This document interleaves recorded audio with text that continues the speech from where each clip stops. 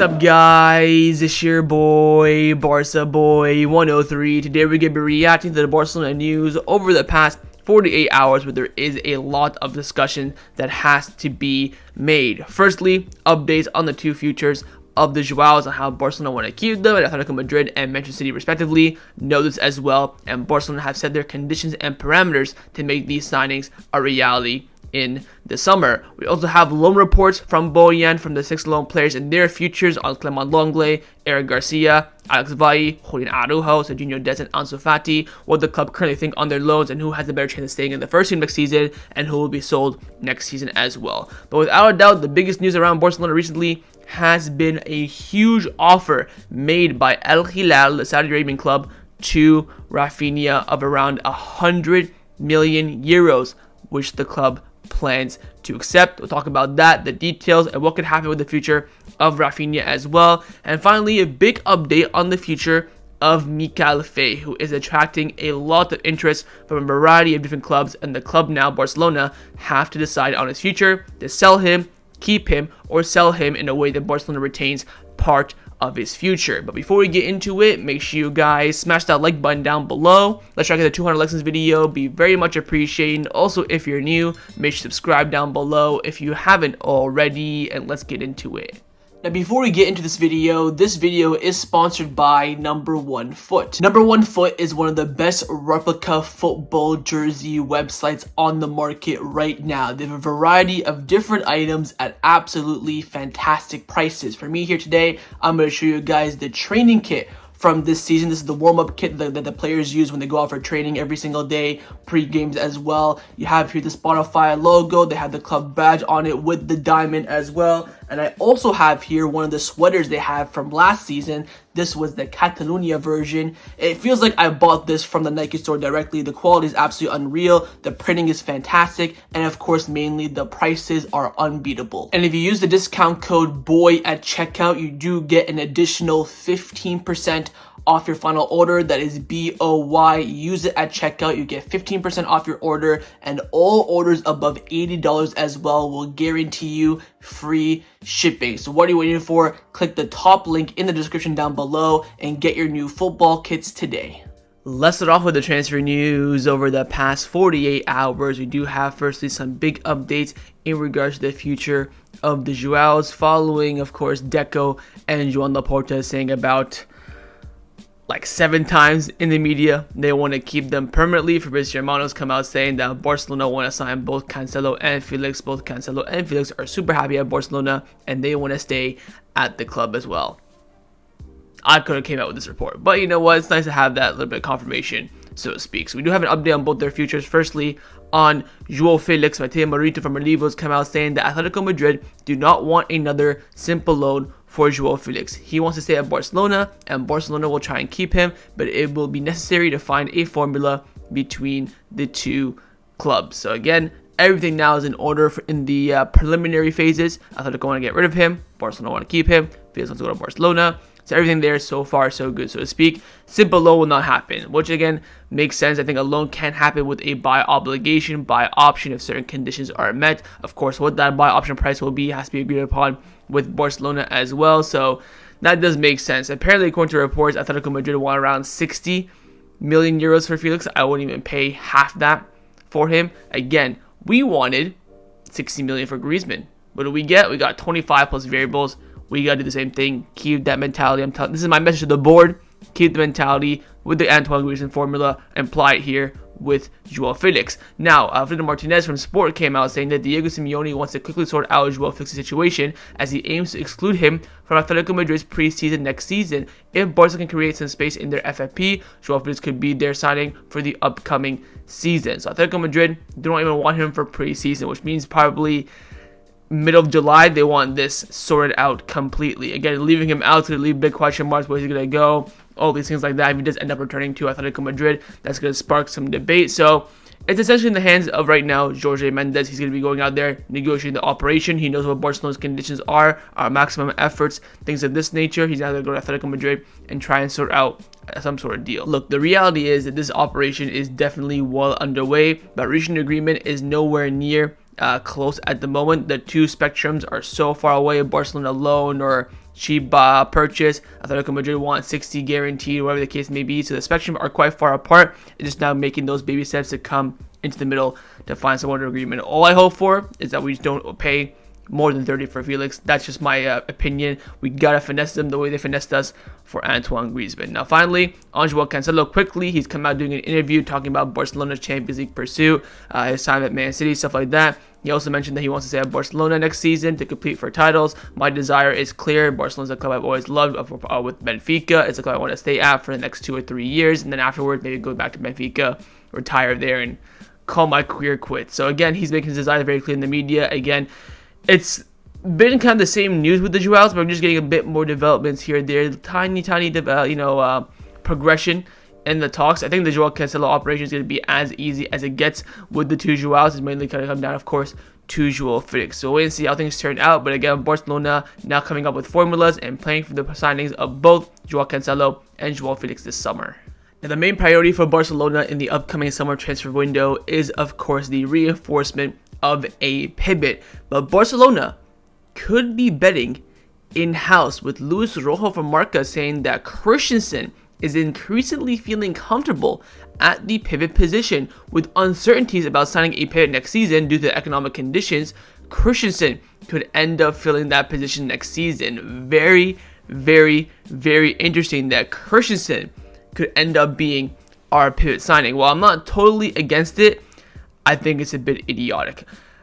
I understand how there's no player available the club can get for the right price. I understand that part, but we thought that last summer, we still end up getting Oil Romeo, some cheap option. I think the club are gonna definitely sign a pivot. You can have Christensen and this, let's just say the new pivot is Amadou Onana because he's right now the priority. So you can have Onana and Christensen in the pivot. Wouldn't mind that, but having Christensen as our solely based only pivot, massive risk. He has developed, I think, well a little bit. I don't think he's still the perfect pivot. I don't think that he's fully developed his game at the moment, but giving him that pressure going to next season as well, there's going to be high expectations. Of course, right now the expectations are low because he played, the first 6 months of the season at center back. I don't know how I feel about this. I think, keeping it long term, I don't mind it per se, but you got to bring someone in. There's absolutely no excuse. Economic situation, bullocks. What did Laporta say in his interview that I covered yesterday on the channel? We are getting financially healthier. We don't have all these, restraints that we did have, of course, 2 years ago. The club can make a signing in the pivot, and dare I say, they have to make a signing in the pivot. And what happens if Christensen gets injured next season? Keep in mind, don't forget, Christensen is very injury prone. He'll have 1 minute, he'll have a stomach flu, he'll be out for one game, discomfort and warm up, out for another game. He's not reliable upon too long. So we gotta bring someone in, no excuse. But keep your eyes on the developments around Christensen in the pivot, as Barcelona do seem there as a solution, medium to long term. Let's now discuss the players that have been rumored to leave Barcelona over the past 48 hours. The biggest news, in my opinion, around Barcelona has been the news of Raphinha. Joaquim Pereira, number one source again in regards to Brazilian players and Barcelona, even South American players in general and Barcelona. He's come out saying El Hilal, the Saudi Pro League that has, I think, Neymar and Malcolm and Milinkovic-Savic, Ruben Neves, Koulibaly, Bono, have offered 100 million euros for Raphinha, and Barcelona view the offer as too good to turn down. The Saudi club is now willing to give the salary to Raphinha 3 times what he's currently earning. Ladies and gentlemen, this is huge. Now, the report goes on to say that Barcelona are happy with Raphinha. They wouldn't, want to push him out per se, but this offer is too good. Now, apparently the offer is 100 million as a package, so it could be 80 fixed, 20 in variables, 90 fixed, 10 million in variables, but overall 100 million euros. For me personally, you accept that without a shadow of a doubt. Now, here's the big question: convincing the player, because that's going to be where the obstacle comes in. For me personally, I honestly wouldn't force Raphinha to leave. Say, look, man, we got this offer. We're going to accept it. If you want to leave, cool. If you want to stay, cool. The reality is that if we do sell Raphinha, you're going to have to bring someone in to replace him. That's going to take into the whole entire operation, and you have to bring someone in that's equal or better than Raphinha. It cannot be a downgrade. getting a replacement is difficult, as we already know. We already need one winger on the other side. I like Raphinha. I think he's done well this season, creativity-wise. I just think, with the 2 injuries he had for a month, kind of really killed his momentum a little bit. I think that Raphinha will not take this move. Again, remember as well, Raphinha has no agent, so Al Hilal, Barcelona are going to be talking directly to the player himself. Very, very interesting situation. But I understand the club here fully. They accept this offer. No, I have no problem with that as well. I wouldn't per se force Raphinha out, but this is going to be a very, very interesting situation. See how it takes place. Raphinha might be like, you know what? Barcelona accepted it. That means they don't want me. They're Al Hilal offering me, 4 times the money that I'm currently earning. That means like he's going to earn around $500,000 a week. That's just ridiculous.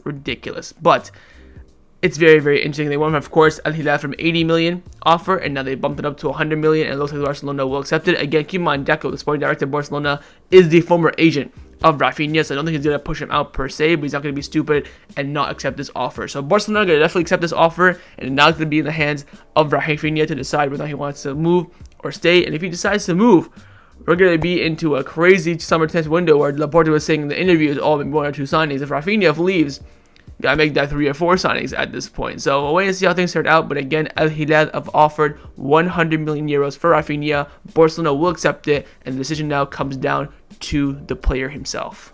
Now, from one 100 million euro offer from Saudi Arabia for a Barcelona player to another, we have the exact same situation, bit of reverse, bit of different details, but still the same premise with Lewandowski this time and Saudi Arabia. Roger Toledo of Mundo Deportivo has come out saying that a Saudi Arabian club has offered more than 100 million euro salary per season to Robert Lewandowski. However, the Polish striker wants to stay at Barcelona. So this time it's a Saudi Arabian club offering a salary to the player Lewandowski, 100 million.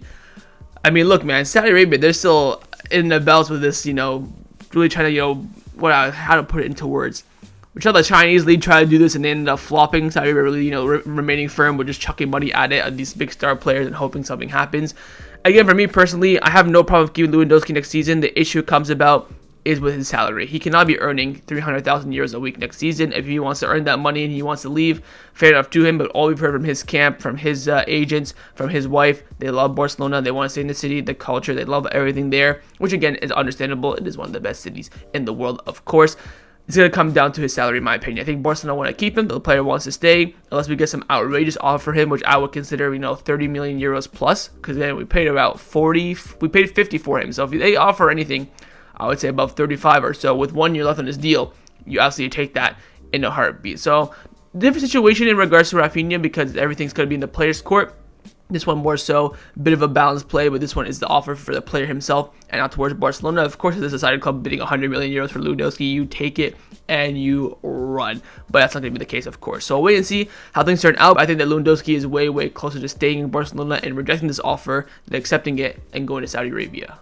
Now, one of the most interesting topics around Barcelona over the past 48 hours has been the future of Mikyail Faye. This is why it's on the thumbnail. It's that big of a topic. Of course, Mikayil Faye's rise in Barca Athletic this season has been absolutely sensational. Still no first team debut yet. I think he's been called up to 1 game, if I'm not mistaken. Of course, he played, I believe, in the friendly game in the end of the year. We went into Club America. He played in that game, but in regards to first team, no activity, but he's absolutely shining for Barca Athletic and also for the Senegalese first team as well. And the offers are flying in. Santi Ona from Football Mercado has come out saying that Mikyail Faye is being monitored by a lot of clubs who consider him an excellent and exciting player. Barcelona have already rejected bids from Girona, Alaves, and Lens in the past winter. Next summer, Lens could end up returning for the player. Mateo Morito has come out saying that Manchester United and Bayern Leverkusen have definitely sent scouts to see Mikyail Faye. He will have a lot of interest in the transfer market, but his future next season depends on the offers that arrive. We are very much right now with Mikyail Faye in a 50-50 situation. Stays in the first team or gets sold. I don't think a loan right now is an option because the offers that are coming in for him are too strong and concrete. I think we paid around 5 million euros for Mikyail Faye last summer. Easily. You're looking at making double your money here, 100%. For me personally, I really like Mikyail Faye. I've seen a lot of Barca Athletic games this season. He's really, really impressed me. But we do have a big overbooking at center back. Araujo, Koundé, Cubarsi, Inigo, not to mention the loan players coming back, not to mention Christensen as well. A lot of people have been saying we can try Mikyail Faye as a left back. With the left back, you have maybe Alex Faye coming back. You have Sergi Cardona, who's available on a free transfer, which basically will cost you next to nothing. I think most likely scenario right now is Mikyail Faye being sold. I think he's a great talent, but right now we just have, I would say, unfortunately, better players ahead of him, and that's the reality of the situation. Unless we get some huge offer for Koundé or Araujo, we end up accepting it. I cannot see Mikyail Faye staying in the first team. I really hope we see him in preseason at least, and then that way maybe we can rise his stock up a little bit. See the new coach, if we do have a new coach or Xavi, make a decision on his future. Maybe like, look, he's too good, we'll have him as a 5th choice option. Like, you've got to keep him. I'm not quite too sure, but I think the reality is we're looking at a departure in some sort of capacity. If we can squeeze a loan for him, I think what the club will do though, we'll sell him with a buyback option, percent of a future sale, retain somewhat of his future, because his future is going to be big. So keep your eyes on Mikayil Faye's situation. I think right now is going to be one of the most hottest topics around Barcelona. He will definitely be one of the first sales if we do decide to sell him. He'll be a big sale as well, probably one of the biggest sales in Barca Athletic history as well, or he could have some good implications in the first team, but no doubt I think Barcelona in some sort of capacity will be involved in his future. Now, on the topic of loaning out players, we do have an update on some of the loan players who are currently out on loan for Barcelona and what the club are currently thinking upon their return this summer. This report is coming in from Sport. Of course, Bojan is the main one dealing with the loan players, going to make sure they're doing okay, and also having some big implication on their future as well. Some of these we already know, but some of them are a bit surprising. Now, firstly, we have an update on Clement Lenglet and Eric Garcia. The report says that both Lenglet and Eric Garcia have a good campaign with their current teams. However, a strong season does not guarantee their stay at Barcelona next season. A sale could be a likely option for both. Lenglet, let's be honest, he's only having a good season because Aston Villa had 2 big injuries at center back to Pau Torres and also Tyrone Mings. I saw that video of Tyrone Mings with his one leg looks so small compared to the other leg. Crazy stuff. Anyways, that's the only reason why he's doing well, because he get minutes. Eric Garcia, of course, he broke into the first team. That's the reason why he left to get more minutes. Fair enough to him. I think they're both going to get sold. Again, with Eric Garcia, you thought maybe he could come back, but now you have Mikyail Faye, you have Cubarsi. Sayonara. It was nice knowing you, especially if you can get a good price for him, including maybe a potential deal for Alex Garcia with Girona as well. Happy days. And of course, Lenglet, get rid of him by any means necessary. We've been trying to get rid of him now for about 3 summers. Hopefully this summer will be the last for him, and also hopefully will be the last for Serginho Dest as well. Barcelona is aware that Dest is having a great season with PSV. The club aims to profit from the player's sale next season, given the interest from numerous teams. So apparently a lot of teams are keen on him. Of course, we talked about this with the Amadou Onana report a few videos ago, that Everton could be interested in Serginho Dest as well. He's doing very well at PSV. They have that 10 million euro buy option, but again, the worrying part has always been that PSV want to lower that buy option because they know that Barcelona a little bit broke, desperate to get rid of Dest as well. But since there's other teams interested, that might force PSV to execute that buy option no matter what. Take Dest, sign him on, and have him on a permanent basis. I'm not too worried about Dest's future. I'm pretty sure we're going to get rid of him in some means, some way, somehow this summer. I think it's going to be a permanent sale, permanent move. Hopefully, maybe the club might have 50% buy option in the future or 10% of a future sale, whatever the case may be. But I think 100% Dest is going to be gone this summer, because at fullback, we already have some big decisions to make. The 2 players who are currently on loan that are most likely going to be part of the first team, have the higher chances of being in the first team, are Julian Araujo and Alex Faye. Both Araujo and Faye have had great chances of staying at Barcelona next season. There were good performances with their current teams, and of course Barcelona do needing fullback. So again, at right back it's going to be Cancelo and Araujo 100%. Left back is where the big question comes in. It's going to be Balde plus either Alex Faye, it could be Sergi Cardona, it could be Mikayil Faye as well. I think one of those 3 are going to be the options for, coverage competition for Balde next season. I've seen a lot of good clips of Alex Faye. I really want to see him in preseason first before I make a decision on him. And again, Sergi Cardona is still there as a very, very strong option. But with Julian Araujo, for me, it's pretty much guaranteed at this point, because Julian Araujo came out during an interview with Fox Sport on his future, and he said, "I feel very good in Las Palmas, but obviously my dream is to return to Barcelona. It's one of my goals. I have faith and I hope that everything will go well. Right now I'm focused on Las Palmas, concentrating on securing our position with aiming higher to qualify for a European position. So he wants to come back, of course. That's been his goal, and of course that's going to be the plan for Barcelona. He's impressed a lot on his loan with Las Palmas. Again, when he first came in, bit of skinny Mexican kid coming from the MLS, a bit of a risk. Of course, we signed him after getting rid of Bellerin, getting rid of Memphis. You're thinking, who the hell is this guy? Went on loan to Las Palmas under Garcia Pimienta and has been absolutely brilliant coming to this season as well. We know he has the ability to perform that competition, and of course coverage for Cancelo. He doesn't have to always rely on Cancelo. We can move Cancelo to left back if needs be. We could have a good solid right back as well. I'm very, very excited to see Julian Araujo next season and in the first team, and I think he could be a very, very strong addition to our squad. So that's going to be the updates on the loan players. Again, Eric Garcia, Lenglet, Des, going to be sold, going to be moved on in some sort of capacity, with only Julian Araujo and Alex Valle the main options to remain in the first team next season. Let's now discuss some contract renewal updates around the first team at Barcelona. Firstly, a big one on Pau Cubarsi. This is coming in from Luis Rojo of Marca. He's come out saying that Pau Cubarsi already has Barcelona's offer for a contract renewal on the table. A first contract until he turns 18 with improved conditions that would increase his release clause, which is now very low. Then, of course, longer contract, which he will sign when he turns 18. It will be valid until 2030 to 2031. It will have the €1 billion release clause, but it's still undefined. According to sources familiar with the negotiation, there is still a lot of talk about the economic issue. There is no concern on either side. The player and his family have conveyed to the club that they decide to continue in Barcelona, where they feel very comfortable. So everything's agreed upon in the sense of him continuing, but economic-wise, there's not a full agreement yet. So maybe Pau Cubarsi is all of a sudden asking for some more money, whether it's going to be compensation in the future, add-ons for playing and being involved, or maybe just a bigger weekly salary as well. That's going to be, the fine-tuning. But again, Cubarsi wants to stay at Barcelona. The club want to keep him. Laporta's already said this a lot in the media as well. I have no doubt an agreement will be reached, but it won't be as simple and as easy as it may seem, as again, there is some economic barriers between the two parties right now. So wait and see how things turn out. But again, very, very confident for a Cubarsi renewal. I have no doubt this deal is in jeopardy by any means necessary.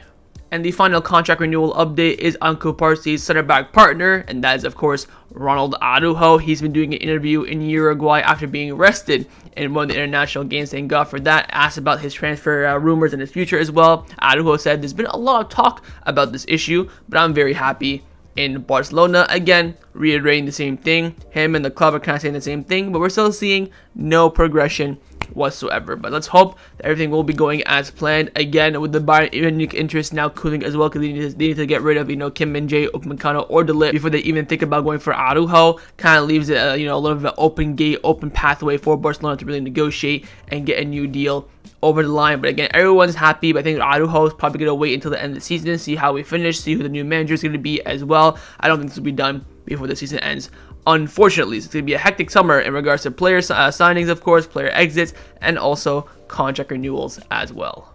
Let's now discuss some of the injury updates around the first team at Barcelona. Firstly, keeping on the theme of Araujo's, we do have an update on an injury to Julian Araujo that he sustained during the international break. Sport came out saying that Julian Araujo, the fullback currently on loan to Las Palmas from Barcelona, sustained a muscle injury during yesterday's friendly against Panama. Of course, it was 2 days ago. The player left the match with discomfort in the back of his thigh with 30 minutes remaining in the game. So it might be just a little bit of a knock for Araujo. Hopefully the injury isn't too serious, but wait and see for further reports and further confirmations after he does a medical checkup, whether or not he'll play the next game for Mexico or not, and we'll see if he returns to Las Palmas fit condition or not. But the other injury that was a bit of a scare was the injury of Jules Koundé. He was subbed off in the Germany-France game around the 70th minute. We heard reports that he went off injured, not went off just, a tactical change or just, rotation change. He went off injured, but it turns out it was nothing more than just a strong blow to his ankle. No sprain, no injury whatsoever. So he first came off with an injury to his ankle.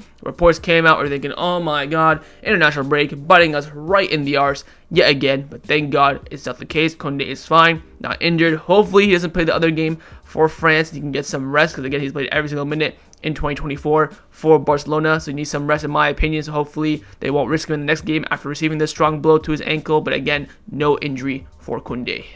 Let's discuss some of the news surrounding Barcelona over the past 48 hours. A very interesting report here coming in from Sport, and that is on Barcelona investing, enhancing, and really prioritizing securing African talents. Now again, Sport have come out saying that Barcelona have enhanced their investment in African talents. They have prepared a structured level plan to have influence in Africa and detect emerging talents in countries like Mali, Ghana, Nigeria, or Senegal. It is a strategy that was brought in by Joan Laporta himself. The president has promoted this network that he has with Sergi Barjuan as a key and a visible figure in coordinating with the Sky department led by Pau Araujo, and only having a figure from Africa is pending now. Now, of course, the club has already tested this with Mali's Ibrahim Diarra and Ghana's David Odoru, both of whom have given magnificent impressions, and work is being done to close their signings as they turn 18 in December and June, respectively. They cannot sign earlier because they have non-EU passports. Barcelona want to capture talent before others. Sometimes the players are offered to Barcelona who have global presence through their agencies during trials.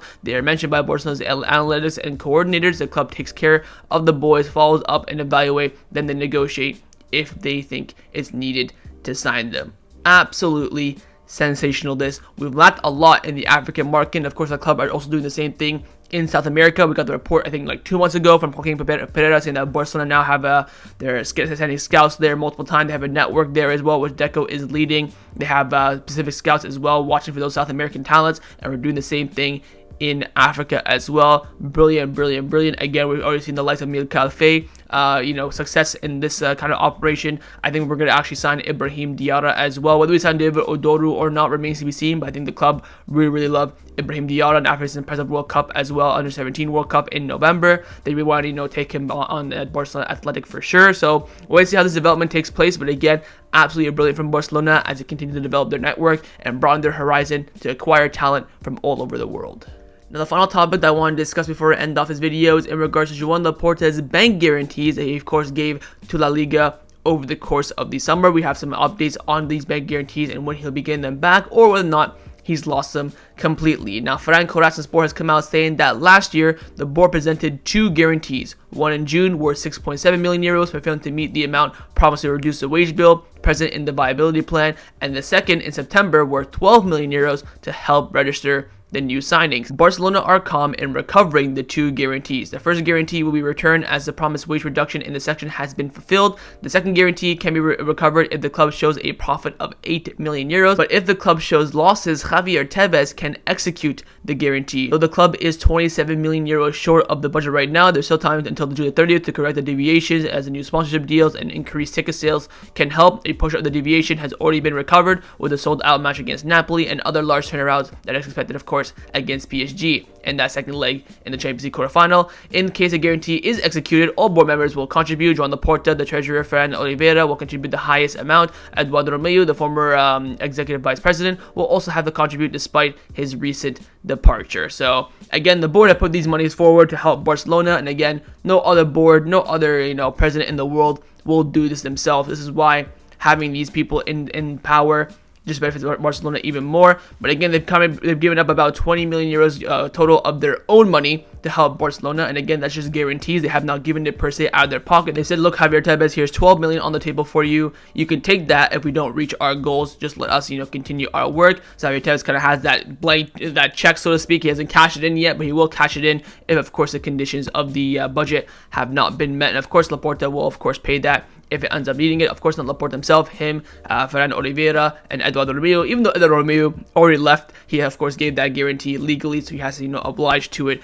of course. But overall, I think everything's going to be okay. He's going to get these, they're probably going to get the bank guarantees back. We're going to make a lot of money, of course, from the new sponsorship deals, new kit supplier. You have, of course, quarterfinals of the Champions League, probably, hopefully, praying semifinals of the Champions League as well. Imagine winning it as well. That would solve everything, all our problems as well. So everything should be in order. Again, the goal is to get to the summer transfer window and have no problems whatsoever, be in the 1-1 rule, and that's the main objective of the Barcelona board. So that was my reaction to the Barcelona news over the past 48 hours. Hope you guys enjoyed this video. If you did, make sure to leave a like, and of course, leave me your thoughts down below in the comments on everything we discussed. The main thing, firstly, of course, is your thoughts on the future of the 2 Joaos. You think that both of them will stay, one of them, neither of them, and for how much as well. Second, your thoughts on the loan reports as well. Your thoughts on the future of the 6 loan players. Do you think only 2 of them can stay, 3 of them can stay? What are your thoughts on the sales of Eric Garcia, Lenglet, and Des? How much would you sell them for as well? Thirdly, your thoughts on this Raphinha bid from Saudi Arabia. Would you accept it or not? Would you push Raphinha out to receive this money? And finally, your thoughts on the future of Mikayil Faye, what would you do? Would you sell him, keep him, loan him, sell him with us having retaining part of his future? Leave me all your thoughts down below, and of course, make sure you guys subscribe down below as well if you haven't already, and I will see you guys next time on the channel. Take care, and Forza Barca.